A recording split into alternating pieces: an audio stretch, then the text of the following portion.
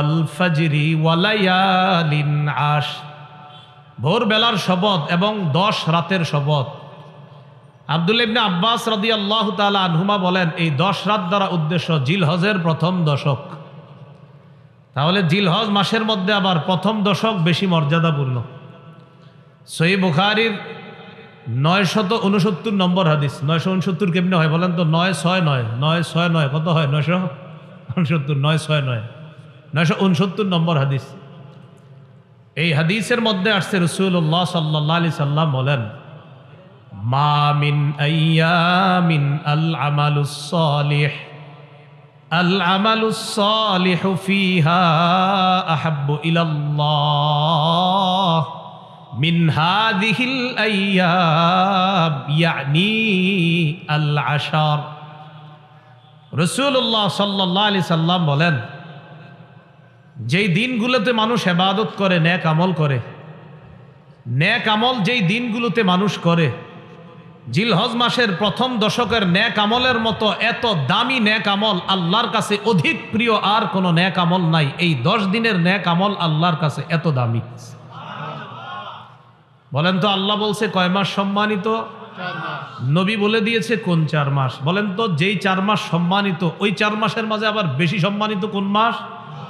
জিলহজের মধ্যে আবার কোন 10 দিন বেশি সম্মানিত? প্রথম 10 দিন। এই 10 দিনের মধ্যে আবার কোন দিনটা বেশি সম্মানিত? এই 10 দিনের মধ্যে। এটা আবার হাদিস থেকে জানি, চলেন। ইবনে মাজার 3931 নম্বর হাদিস আছে। রাসূলুল্লাহ সাল্লাল্লাহু আলাইহি সাল্লাম বলেন, আলা ওয়া ইন্না আহরামাল আইয়াম ইয়াউমুকুম হাদা। শোনো, দিনের মধ্যে সবচাইতে সম্মানিত দিন, দিনসমূহের মধ্যে সর্বোত্তম দিন হলো এই দিনটা, তথা জিলহজ মাসের 10 তারিখ। জিলহজ মাসের 10 তারিখ। মুসনাদে বাজ্জার হাদিসের একটা কিতাব আছে। এই কিতাবের 1128 নম্বর হাদিসের বর্ণনা। রাসূলুল্লাহ সাল্লাল্লাহু আলাইহি সাল্লাম বলেন, আফজলুল আইয়াম আইয়ামুল আশর, আশরি জিলহিজ্জাহ। রাসূলুল্লাহ সাল্লাল্লাহু আলাইহি সাল্লাম বলেন, সর্বোত্তম দিন হলো জিলহজ মাসের প্রথম 10 দিন।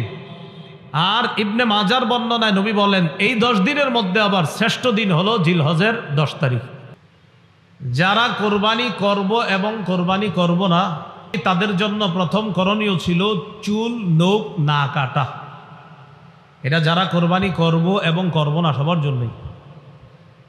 আবু দাউদ এবং নাসাইর বর্ণনা দ্বারা বোঝা যায়, শুধু যারা কোরবানি করবে তাদের জন্য এই আমল, চুল আর নখ না কাটা। তো নাসাইর আরেকটা বর্ণনা দ্বারা বোঝা যায়, যারা কোরবানি করবে না তারাও চুল নখ কাটবে না। তো প্রথম কথা, যারা কোরবানি করবে তারা এই 10 দিন কোরবানির আগ পর্যন্ত চুল নখ কাটবে না। তিরমিজির বর্ণনা 1523 নম্বর হাদিস। এই হাদিসের মধ্যে রাসূলুল্লাহ সাল্লাল্লাহু আলাইহি সাল্লাম বলেন, মান রাআ হিলালা যিল হিজ্জাহ ওয়া আরাদা আন ইউদহিয়া ফালা ইয়াখুযান্না মিন শা'রিহি ওয়া আযফারিহি। যে ব্যক্তি জিলহজ মাসের চাঁদ দেখবে এবং সে যদি কোরবানি দেওয়ার ইচ্ছা করে, সে যেন তার চুল নখ না কাটে, এইগুলা সে যেন না কাটে। হাদিস থেকে কি বুঝলাম? যে কোরবানি দিবে সে চুল কাটবে না, নখ কাটবে না। নাসাইর বর্ণনা, সহিহ মুসলিমেরও বর্ণনা 1977 নম্বর হাদিস। আমাদের মাদ্রাসার পাঠ্যপুস্তক অনুসারে মোট হাদিস সংখ্যা হবে 3033টা মুসলিমের। এই হাদিসে রাসূলুল্লাহ সাল্লাল্লাহু আলাইহি সাল্লাম বলেন, ইযা রাআইতুম হিলালা যিল হিজ্জাহ ওয়া আরাদা আহাদুকুম আন ইউদহিয়া ফালইউমসিক আন শা'রিহি ওয়া আযফারিহি। রাসূলুল্লাহ সাল্লাল্লাহু আলাইহি সাল্লাম বলেন, তোমরা যখন জিলহজের চাঁদ দেখবা, তোমাদের কেউ যখন কোরবানির ইচ্ছা করে আর জিলহজের চাঁদ দেখে, সে যেন চুল নখ কাটা থেকে বিরত থাকে। তিরমিজি আর মুসলিমের হাদিস থেকে বুঝলাম, যারা কোরবানি দিবে তারা চুল কাটবে না, নখ কাটবে না। নাসাইর অন্য বর্ণনা দ্বারা বোঝা যায়, এক সাহাবী রাসূলুল্লাহ সাল্লাল্লাহু আলাইহি সাল্লামকে বললেন, হুজুর আমার তো এমন একটা প্রাণী আছে, এই প্রাণীর এই অবস্থা, আমারও কি কোরবানি দেওয়া লাগবে? তো নবীজি তার হালাত ছুঁই না বললেন, না না, তোমার কোরবানি দেওয়া লাগবে না। তুমি কোরবানির দিন চুল কাটবা, নখ কাটবা। বুঝেন কি বলে? তুমি কোরবানির দিন চুল নখ কাটবা, এর মানে কোরবানির আগ পর্যন্ত তুমিও চুল কাটবা না, নখ কাটবা না। কোরবানির দিন তুমি চুল নখ কাটবা, অন্যরা কোরবানি করলে যে সওয়াব, তুমি এই আমল করেও সেই সওয়াব পাবে। এখান থেকে বোঝা যায় যে কোরবানি করবে না সেও কোরবানির আগ পর্যন্ত চুল নখ কাটা থেকে বিরত থাকবে, কোরবানির দিন সে চুল নখ কাটবে। এমনকি এই 10 দিন বাচ্চাদেরও চুল না কাটা যদি পারেন, এটা কোনো জরুরি বিষয় না। আব্দুল্লাহ ইবনে ওমর রাদিয়াল্লাহু তাআলা আনহুমা এক এলাকা দিয়ে রওনা করছে। মাররা বিইমরাআতিন তাখুযু মিন শারি ইবনিহা, এক মহিলা তার বাচ্চার চুল কাটতেছে, বাচ্চার চুল কাটে। তো ইবনে ওমর বললেন, আহা, তুমি যদি কোরবানির দিন পর্যন্ত একটু অপেক্ষা করতা, তারপর যদি চুলটা কাটতা, কি বোঝা যায়? বাচ্চার মাকে ইবনে ওমর রাদিয়াল্লাহু তাআলা আনহুমা বললেন, তুমি যদি কোরবানির দিন পর্যন্ত অপেক্ষা করতা, তারপর যদি চুলটা কাটতা। এখান থেকে বোঝা যায় বাচ্চাদেরও 10 দিন পর্যন্ত আপনার চুল না কাটা, এটি কিন্তু জরুরি বিষয় না, যদি করেন খুব ভালো। তাহলে জিলহজের প্রথম কাজ পাইলাম আমরা, চুল নখ না কাটা। জিলহজ মাসের দ্বিতীয় করণীয়, আজকে যারা রোজা রাখছেন আলহামদুলিল্লাহ, যারা রাখতে পারেন নাই বাকি আরো 8টা আছে। তো নিয়ম ছিল 9টা রোজা রাখা, যদি পারেন আজকে না রাখলেও সমস্যা নেই, বাকি 8টা রাখার চেষ্টা করেন। তো দ্বিতীয় করণীয় জিলহজের 9টা রোজা রাখা। আবু দাউদের বর্ণনা 2437 নম্বর হাদিস, 2437 নম্বর হাদিস। এই হাদিসের মধ্যে আসছে, কানা রাসূলুল্লাহ সাল্লাল্লাহু আলাইহি ওয়াসাল্লাম ইয়াসুমু তিসআ জিলহিজ্জাহ। রাসূলুল্লাহ সাল্লাল্লাহু আলাইহি সাল্লাম 9 জিলহজ পর্যন্ত, জিলহজের প্রথম থেকে 9 জিলহজ পর্যন্ত 9টা রোজা রাখতেন। নাসাইর বর্ণনা 2415 নম্বর হাদিস। এই হাদিসটি সবাই মুখস্থ রাখবেন, অন্যদের কাছে প্রচার করে দিবেন, নিজেরাও সারা জীবন আমল করার চেষ্টা করবেন, আমরাও করব, বলি ইনশাআল্লাহ। নাসাইর 2415 নম্বর হাদিস, قال رسول الله صلى الله عليه وسلم أربع لم يكن يدعهن النبي صلى الله عليه وسلم। রাসূলুল্লাহ সাল্লাল্লাহু আলাইহি সাল্লাম 4টি কাজ কখনো ছাড়তেন না। মুখস্থ করি, কয়টি কাজ নবী কখনো ছাড়তেন না? আমরাও ইনশাআল্লাহ চেষ্টা করব এই 4 কাজ ভবিষ্যতে ছাড়ব না ইনশাআল্লাহ। নবী কয়টি কাজ ছাড়তেন না? 4টি। 1 নম্বর, সিয়ামা আশুরা, মুহররমের 10 তারিখের রোজা রাসূলুল্লাহ সাল্লাল্লাহু আলাইহি সাল্লাম কখনো ছাড়তেন না। 2 নম্বর, ওয়াল আশার, জিলহজের প্রথম দশকের রোজা রাসূলুল্লাহ সাল্লাল্লাহু আলাইহি সাল্লাম ছাড়তেন না। 3, ওয়া সালাসাতা আইয়ামিন মিন কুল্লি শাহ, প্রত্যেক মাসের 3টা রোজা, 13, 14, 15 আরবি মাসের এই 3 রোজা রাসূল ছাড়তেন না। 4 নাম্বার, ওয়া রাকাআতাইনি ক্বাবলাল গাদাত, ফজরের নামাজের আগের 2 রাকাত সুন্নত রাসূল সাল্লাল্লাহু আলাইহি সাল্লাম কখনো ছাড়তেন না। এবার আমরা সবাই একটু চর্চা করি, বলেন তো কয় আমল নবীজি কখনো ছাড়তেন না? সাহস করে বলে ফেলেন তো। 1 নাম্বার, মাশাআল্লাহ, 1 নাম্বার মুহররমের 10 তারিখের রোজা, 2 নাম্বার জিলহজের প্রথম দশকের রোজা, 3 নাম্বার মাসে 3টা রোজা, 4 নাম্বার ফজরের আগের 2 রাকাত সুন্নত। আচ্ছা আমরা একটু বলি, বললে মনে থাকবে। বলেন, 1 নম্বর মুহররমের 10 তারিখের রোজা, 2 জিলহজের প্রথম দশকের রোজা, 3 প্রত্যেক আরবি মাসের 3টি রোজা, 4 ফজরের আগের 2 রাকাত সুন্নত। এই 4টা আমল রাসূল সাল্লাল্লাহু আলাইহি সাল্লাম কখনো ছাড়তেন না। যাই হোক, জিলহজ মাসের দ্বিতীয় আমল পাইলাম 9টি রোজা রাখা। তৃতীয় আমল, 9 জিলহজের রোজাটা গুরুত্ব দিয়ে রাখা। 9 জিলহজের রোজা গুরুত্ব দিয়ে রাখা। সহিহ মুসলিমের বর্ণনা 1162 নম্বর হাদিস, মাদ্রাসা পাঠ্যপুস্তক অনুসারে, قال رسول الله صلى الله عليه وسلم সিয়ামু ইয়াউমি আরাফাতা আহতাসিবু আলাল্লাহ আইয়ুকাফিরাস সানাতাল্লাতী ক্বাবলা ওয়াল্লাতী বা'দা। রাসূলুল্লাহ সাল্লাল্লাহু আলাইহি সাল্লাম বলেন, কেউ যদি আরাফার দিনের রোজা রাখে তথা 9 জিলহজের রোজা, আরাফার দিনের রোজা এটা একটা পারিভাষিক নাম, মনে রাখবেন। আরাফার দিনের রোজা এটা একটা পরিভাষা, উদ্দেশ্য 9 জিলহজের রোজা। 9 জিলহজের রোজা যদি কেউ রাখে, রাসূলুল্লাহ সাল্লাল্লাহু আলাইহি সাল্লাম বলেন, আমি আশাবাদী তার আগের 1 বছর এবং পরের 1 বছর, মোট 2 বছরের গুনাহ মাফ। এই হলো জিলহজের তৃতীয় আমল। তাহলে তৃতীয় আমলটা করার সুযোগ কি শেষ না এখনো আছে? জিলহজের চতুর্থ আমল, জিলহজ মাসে বেশি বেশি তাসবিহ পড়া, জিকির করা। মুসনাদে আহমদের বর্ণনা, قال رسول الله صلى الله عليه وسلم اكثروا فيهن من التكبير والتحميد والتهليل। রাসূলুল্লাহ সাল্লাল্লাহু আলাইহি সাল্লাম বলেন, জিলহজ মাসে বেশি বেশি আল্লাহু আকবার বলবা, বেশি বেশি সুবহানাল্লাহ পড়বা, বেশি বেশি লা ইলাহা ইল্লাল্লাহ পড়বা, বেশি বেশি আলহামদুলিল্লাহ পড়বা। উদ্দেশ্য হলো জিলহজ মাসে বেশি বেশি জিকির করা।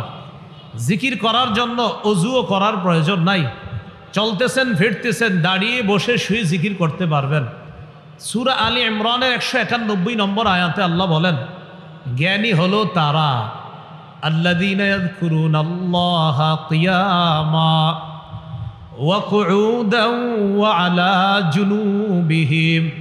আল্লাহ বলেন জ্ঞানী তারা যারা দাঁড়িয়ে আল্লাহকে স্মরণ করে, আল্লাহর জিকির করে, ওয়া কুউদা যারা বসে আল্লাহকে স্মরণ করে, ওয়া আলা জুনুবিহিম যারা শুয়ে শুয়ে আল্লাহকে স্মরণ করে, জিকির করে। তাহলে জিলহজ মাস ছাড়াও জিকির করব, বাকি জিলহজ মাসে খুব বেশি পরিমাণে জিকির করার চেষ্টা করব, আল্লাহ তৌফিক দান করেন। জিলহজ মাসের 5 নম্বর আমল, 9 জিলহজ ফজর নামাজ থেকে নিয়ে 13ই জিলহজ আসর পর্যন্ত মোট 23 ওয়াক্ত নামাজের পরে পড়ি একবার মহব্বতে আল্লাহু আকবার, আল্লাহু আকবার, লা ইলাহা ইল্লাল্লাহু ওয়াল্লাহু আকবার।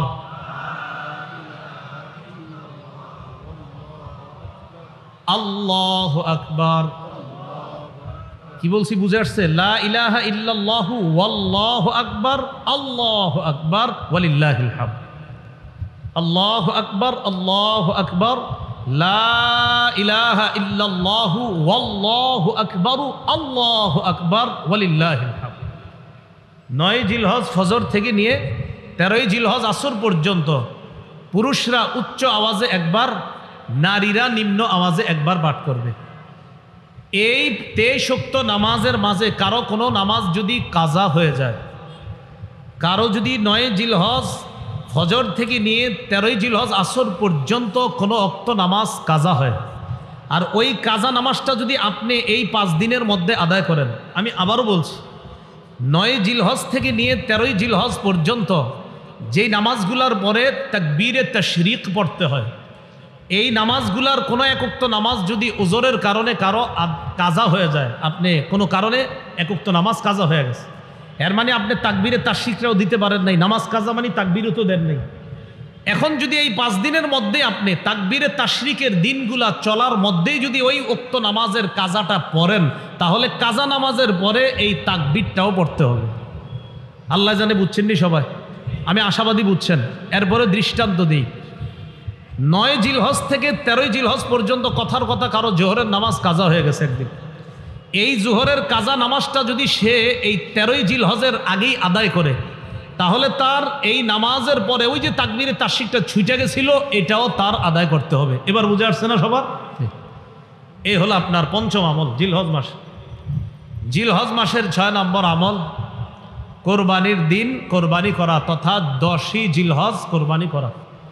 10ই জিলহজ নফল এবাদতের মধ্যে তথা ফরজ এবাদতের পরে ফরজ এই জায়গায় নফল মানে উদ্দেশ্য আবার কোরবানি নফল এমন না, ফরজ এবাদতের পরে 10ই জিলহজ রক্ত প্রবাহিত করা আল্লাহর কাছে সবচাইতে শ্রেষ্ঠ এবাদত।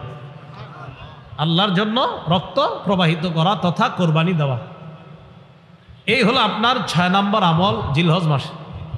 জিলহজ মাসের 7 নম্বর আমল সবচাইতে গুরুত্বপূর্ণ আমল, সেটা হলো যাদেরকে আল্লাহ সামর্থ্য দিয়েছে তারা হজ করা। সূরা আলী ইমরানের 97 নম্বর আয়াতে আল্লাহ পাক রব্বুল আলামিন বলেন, ওয়ালিল্লাহি আলান নাসি হিজ্জুল বাইতি মান ইসতাতা ইলাইহি সাবিলা। যারা কাবা পর্যন্ত পৌঁছার সামর্থ্য রাখে, যাদেরকে আল্লাহ এই পরিমাণ সামর্থ্য দান করেছে যে তারা প্রয়োজনের অতিরিক্ত অর্থ সম্পদ দিয়ে কাবায় গিয়ে আবার দেশে ফিরে আসার সামর্থ্য রাখে, তাদের জন্য আল্লাহকে খুশি করার জন্য এদের উপর হজ করা ফরজ। হাদিসে কুদসির মধ্যে আল্লাহ পাক রব্বুল আলামিন বলেন, সহিহ ইবনে হিব্বান হাদিসের কিতাবে আসছে, আল্লাহ পাক রব্বুল আলামিন বলেন, ইন্না আবদান সাহহাহতু লাহু জিসমা ওয়া ওয়াসসা'তু আলাইহি ফিল মাঈশা তামজি আলাইহি খামসাতু আ'ওয়াম লা ইয়াফিদু ইলাইয়া লামাহরুম। আল্লাহ বলেন, আমি যাকে সুস্থ রাখলাম আর যাকে এই পরিমাণ সামর্থ্য দান করলাম যে আমার ঘর পর্যন্ত আসার সামর্থ্য আমি তাকে দিয়েছি, এইভাবে 5 বছর কেটে গেছে সে আমার ঘরে হজ করতে আসে না। কোনো বান্দার শরীর সুস্থ রাখলাম, তাকে আমি এই পরিমাণ সামর্থ্য দিছি যে সে হজ করতে পারত, 5 বছর হয়ে গেছে সে হজ করে না। আল্লাহ বলেন লামাহরুম, সে হতবাগা, সে কপাল পোড়া, সে বঞ্চিত। হজ ফরজ হয়েছে, আসে না, কয় বছর হয়ে গেছে? 5 বছর। যাবো যায় না, 5 বছর হয়েছে। আল্লাহ কয় তাকে সামর্থ্য দিলাম, আমি তাকে সামর্থ্য দান করলাম। আল্লাহ তাআলা বলছেন আমি তাকে সামর্থ্য দিলাম, সুস্থ রাখলাম, এরপরে আমার কাছে আসে না 5 বছর, সে বঞ্চিত, সে হতবাগা, সে কপাল পোড়া। যাদেরকে হজের সামর্থ্য আল্লাহ দিয়েছেন তারা যেন অতি দ্রুত হজ সম্পাদন করতে পারে, আল্লাহ তৌফিক দান করেন। সহিহ মুসলিমের বর্ণনা 1337 নম্বর হাদিস, 1337 মাদ্রাসা পাঠ্যপুস্তক অনুসারে রাসূলুল্লাহ সাল্লাল্লাহু আলাইহি সাল্লাম বলেন, قد فرض عليكم الحج وفي رواية إن الله كتب عليكم الحج فحجوا। রাসূলুল্লাহ সাল্লাল্লাহু আলাইহি সাল্লাম বলেন, তোমাদের উপর হজ ফরজ করা হয়েছে। অন্য বর্ণনায় নবী বলেন, আল্লাহ তোমাদের উপর হজ ফরজ করেছেন, ফাহুজ্জু, তোমরা হজ করো। فقال رجل أكل عام يا رسول الله। এক ব্যক্তি রাসূলুল্লাহ সাল্লাল্লাহু আলাইহি সাল্লামের কাছে জানতে চাইলেন, হে আল্লাহর হাবিব, হজ কি প্রতি বছর ফরজ? ফাসাকাতা, রাসূলুল্লাহ সাল্লাল্লাহু আলাইহি সাল্লাম চুপ রইলেন। নবী বললেন, তোমাদের উপর হজ ফরজ করা হয়েছে যাদের সামর্থ্য আছে, অতএব তোমরা হজ করো। একজন প্রশ্ন করলেন, হুজুর হজ কি প্রতি বছর ফরজ? নবীজি চুপ রইলেন। হাত্তা ক্বালাহা সালাসা, এই প্রশ্নটা তিনি 3 বার করলেন। এরপর নবী বললেন, লাউ কুলতু নাআম লাওয়াজাবাত ওয়ালামাস্তাতাতুম, আমি যদি তোমার প্রশ্নের জবাবে বলতাম হ্যাঁ, তুমি যে আমারে 3 বার প্রশ্ন করলা প্রতি বছর হজ ফরজ কিনা, আমি যদি বলে ফেলতাম হ্যাঁ, তাহলে প্রতি বছর সামর্থ্যবানদের জন্য হজ ফরজ হয়ে যেত, আর এটা তোমরা করতে পারতা না। কেন তোমরা আমাকে এত প্রশ্ন করো? যারুনি মা তারাকতুকুম, আমি যতটুকু বলি এতটুকু মেনে নাও, তোমরা বেশি প্রশ্ন করবা না। فإنما هلك من كان قبلكم بكثرة سؤالهم واختلافهم على أنبيائهم। তোমাদের পূর্ববর্তী জাতি বেশি প্রশ্ন করার কারণে আর নবীদের সাথে বেশি মতভেদ করার কারণে ধ্বংস হয়ে গেছে। আমারে এত প্রশ্ন করবা না, বলছি হজ ফরজ, এত প্রশ্ন কেন করো? প্রত্যেক বছর হজ ফরজ, আমি নবী যদি বলে ফেলতাম হ্যাঁ, সামর্থ্যবানরা প্রতি বছর হজ করা লাগতো, আর এটা কষ্টকর হয়ে যেত।